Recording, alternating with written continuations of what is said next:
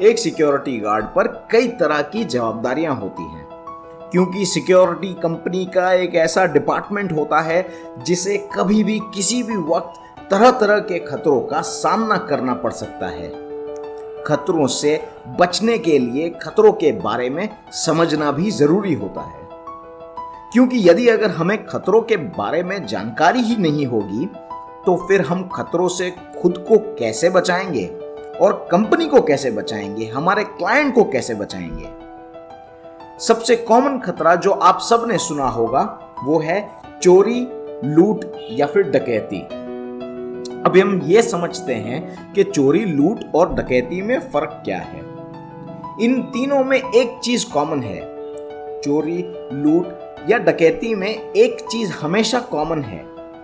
वो ये चीज है कि इन सब में एक संपत्ति को उसके मालिक की अनुमति के बिना चुराने की बात होगी। यानी कोई भी संपत्ति को अगर उसके मालिक की अनुमति के बिना ली जाए तो उसे हम चोरी, लूट या डकैती कह सकते हैं। अच्छा, अब मान लो कि मेरे जेब में 5,000 रुपए पड़े हैं और मैं बस में सफर कर रहा हूं और एक जेब कतरा आता है और बिना मेरी जानकारी के जेब में से 5,000 रुपए निकाल लेता है और भाग जाता है, तो उसे हम चोरी कहेंगे। अब अगर इसी में एक इंसान मेरे पास आता है, वही 5,000 रुपए लेने के लिए मेरे सर पे बंदूक रखता है और मुझे कहता है कि अगर ये रुपए मुझे नहीं मिले तो मैं तुमको जान से मार दूंगा, और मैं उसे ये 5,000 रुपए निकाल के देता हूं, तो इसे लूट कहा जाता है। यानी लूट कब कहा जाता है? यहां पर मेरी जान को मारने का खतरा था।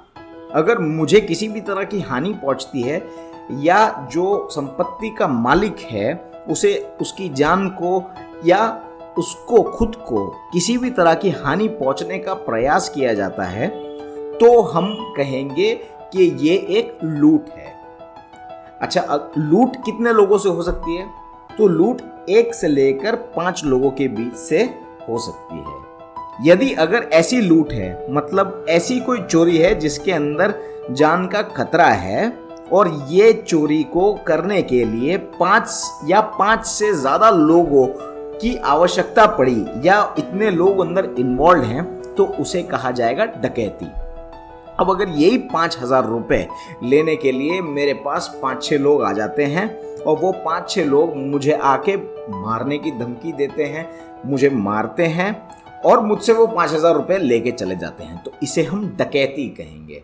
तो अगर सरल भाषा में इन सबको मैं समराइज करूं तो क्या कहा जाएगा? कोई भी संपत्ति को अगर हम लोग बिना उसके मालिक के अनुमति के लेते हैं तो उसे चोरी कहते हैं। अगर ये चोरी को करने के लिए हमें ओनर की यानी उस संपत्ति के मालिक की जान या उसे किसी भी तरह का नुकसान पहुंचाना पड़े तो उसे कहते हैं लूट।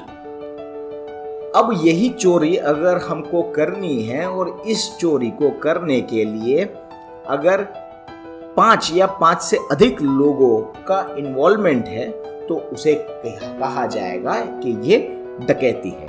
जिस तरह से मैंने उदाहरण से समझाया कि वो 5,000 रुपए अगर कोई जेब कतरा आके ले जाए तो उसे कहेंगे चोरी। अगर कोई आदमी मेरे सर पे बंदूक रख के यही 5,000 रुपए ले जाए, मुझे धमकी दे जान से मारने की, तो उसे कहेंगे लूट।